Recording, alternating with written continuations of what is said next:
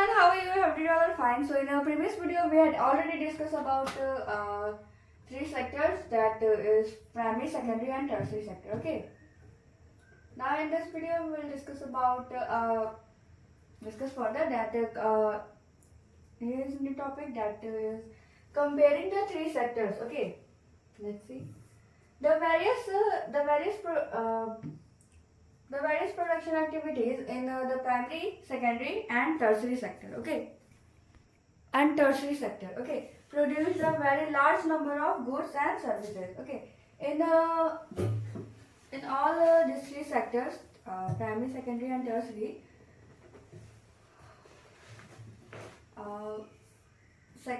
tertiary sector produce a very large number of goods and services. Okay. All these sectors produce very large number of goods and services. Okay.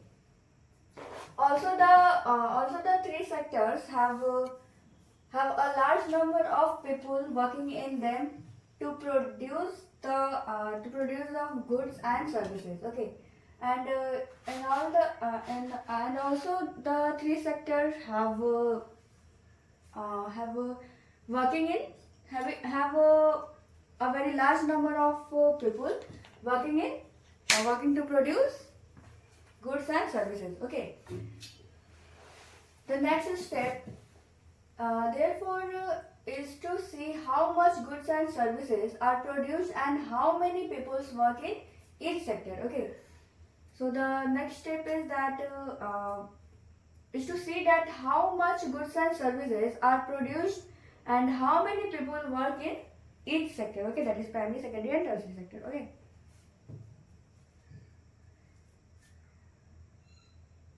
Sector. In an economy, there could be one or more sectors which are dominant in terms of total production and employment. Okay. In an economic, there could be one or more sector, okay, which are dominant in terms of total production and employment, while other sectors are relatively small in size, and the other sector are relatively very small in size. Okay, small in size. Okay. Now let's see. How do we count the various goods and services and know the total production in each sector? Okay, here is a question that how do we count the various goods and services and know the total production in each sector? Okay. With so many thousands of goods and services produced, you might think that this is an impossible task. Not only would the task be enormous, you might also wonder how we can add up cars and computers and nails and furniture. Okay. So with so many thousands of goods and services are produced, you might think that this task is very tough and impossible task. Okay. Not only would the task be enormous. Okay. You might also wonder how we can add up cars and computer, nails and furniture. Okay. It won't make sense. You are right in thinking so. That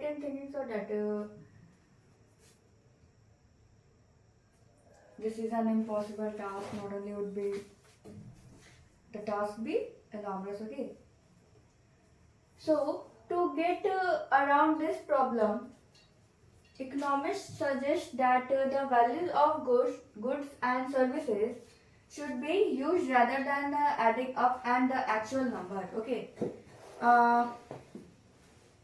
To get around this problem, the economists suggest that the value of goods and the services should be used rather than adding up the actual number. Okay. Let's understand this word through For example, okay. If 10,000 kilograms of weight is sold at rupees 20 per gram, okay, and the value of weight will be 2 lakh rupees, 2 lakh. The value of 5,000 counts at rupees 50 per count will be rupees 75,000. Okay. Similarly, the value of goods and services in the three sectors are calculated and then add up. Okay. So here, for example, here is given that if 10,000, sorry, 10,000 kgs of weight is sold at rupees 20 per kg. Okay, and the value of total weight will be rupees 2 crore. Okay, sorry, 2 lakh. 2 lakh. Then the value of 5,000 counts at rupees 50 per will be rupees 75. Okay. Similarly, the value of goods and services that are produced in these three sectors are calculated and then add up. Okay. Remember, there is one precaution one has to take. Okay. Remember, there is one precaution on one has to task take. Okay. Take. Not every goods or services that is produced and sold need to be counted. Okay. Not all goods and services that are produced and sold need to be counted. Okay. It makes sense only to include the final goods and services. Okay. We take only final goods and services. Okay, we only added the value of final goods, okay, rather than the intermediate goods. Okay.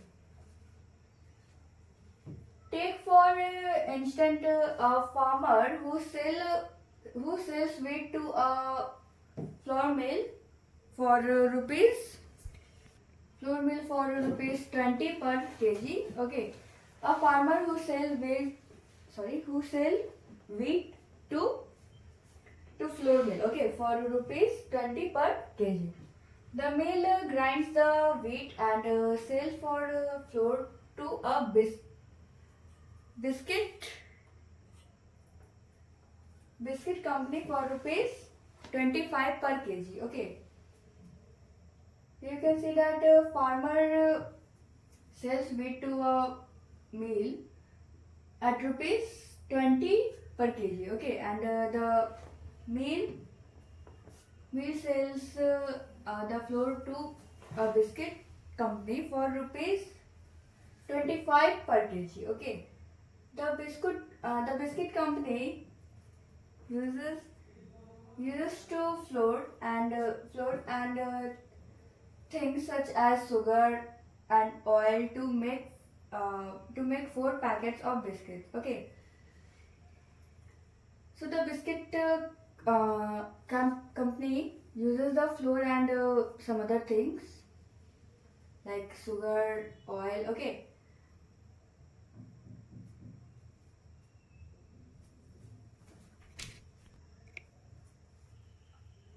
Oil to make 4 packets of biscuit. It sells biscuits in the market to the consumer for rupees 80. Okay, per 20 per packet. 20 rupees per packet. Okay, and the biscuit company sell and the biscuit company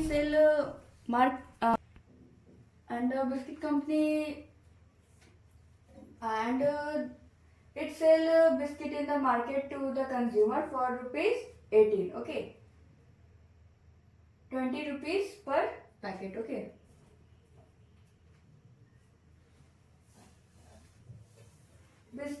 Biscuits are the final goods. Okay, biscuits are the final good.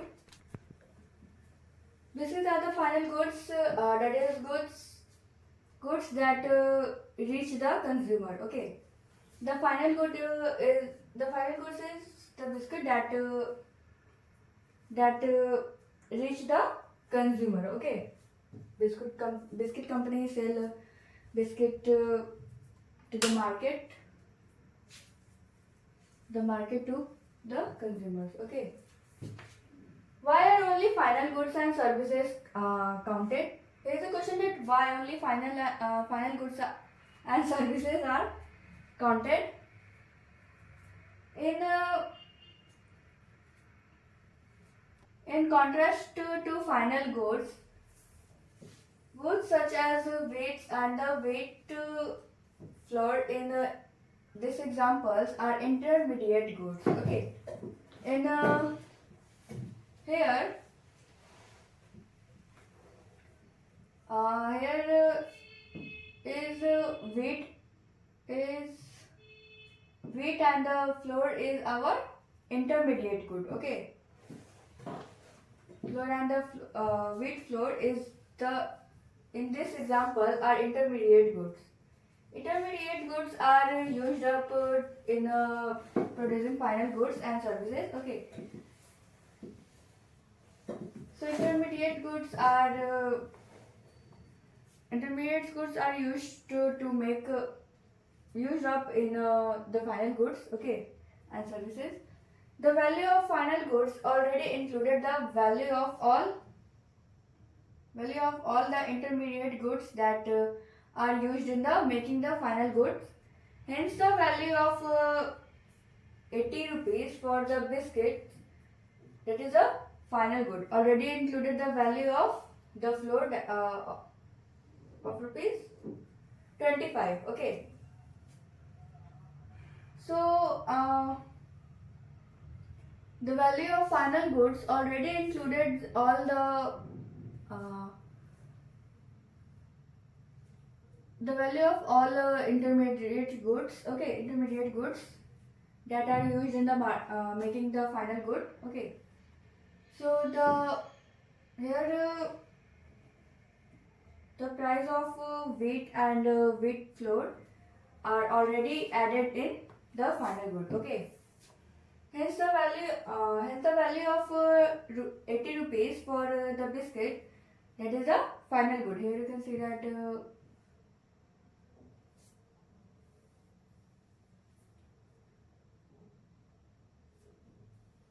the market to the consumer for rupees 18. Okay, that is the final good. Already included the value of flour, that is rupees 25. Okay. Similarly, the value of all other intermediate goods would have been included. Okay. Similarly, the value of all other uh, intermediate goods already would have been included in the final goods. Okay, to count the value of the flour and the wheat separately is therefore not correct. Okay, to count because then we would be counting the value of the same thing and same things a number of times. Okay, we can't count we can't count the value of flour and wheat separately. Okay, why? Because then we would be counting the value of the same thing as a number of times. First as wheat, then a flour and finally a biscuit. Okay. First as wheat and second Then as a flour, and the final good is the biscuit. Okay. Farmer sell wheat to the flour mill, and flour mill sell to the biscuit company. Okay, and biscuit company sell the in the market to the consumer. Okay. The value of final goods and services produced in each sector during a particular year provides the total production of the sector for that year. Okay. The value of the final goods and services produced in each sector during a particular year provides the total production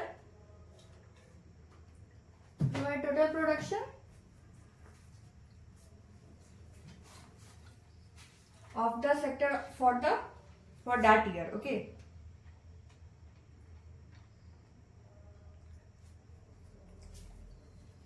And the sum of production in the three sectors give what is called domestic product, GDP of a country. Okay. So to calculate how much goods and services produced in these three sectors, we calculate with the help of GDP, that is gross domestic product. Okay, GDP. When we calculate the production of each sector, we only added the value of the final goods. Okay, rather than the intermediate goods. Okay. Because the price of intermediate good has already adjusted in the final good. Okay. Here we also see that the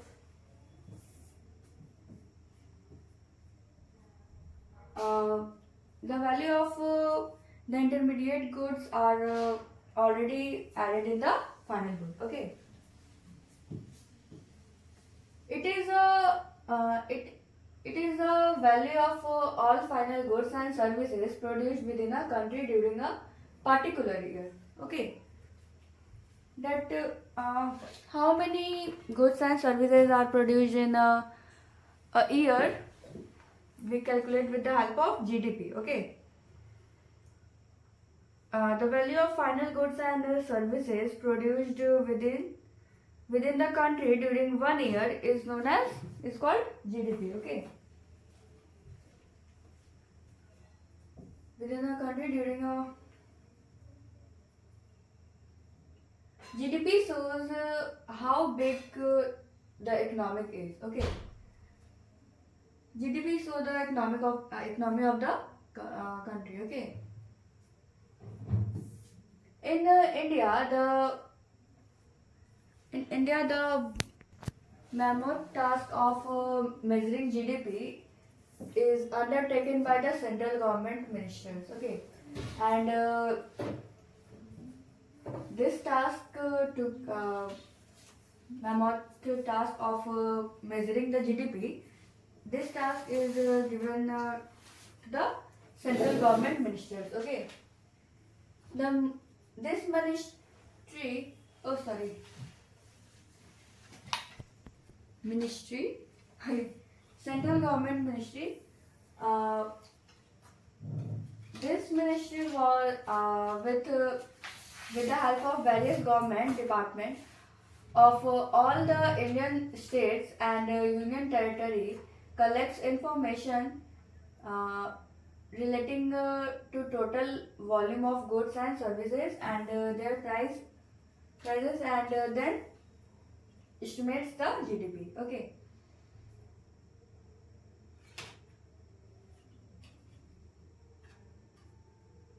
And these central government ministry, with the help of the various government departments of all the Indian state. Okay. and union territories collect information relating of total volume and goods and services, and their prices, and then estimates the GDP. Okay, these ministries with the help of the government of all the Indian states and union territory, with the help of these governments, they collect information relating that total volume of goods and services that are produced in a year. Okay, and their prices also, and then estimates the GDP. Okay. Next one is historical change in sector. Okay. So I hope you understand that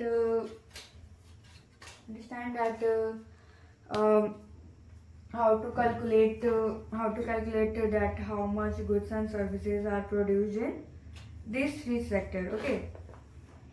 And about GDP, high production shows high GDP, and the low production shows low GDP. Okay. And the GDP of India is measured by the Ministry of Central Government. Okay.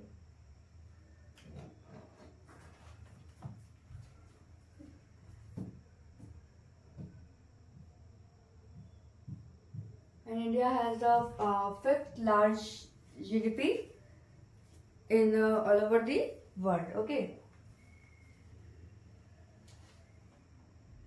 And USA has the largest GDP of the world. Okay. In the world, USA has the largest GDP in the world, and India has a fifth largest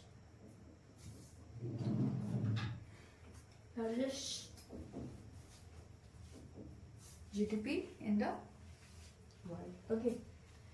So I hope you understand whole this video. That's all for today. Thank you. Have a nice day.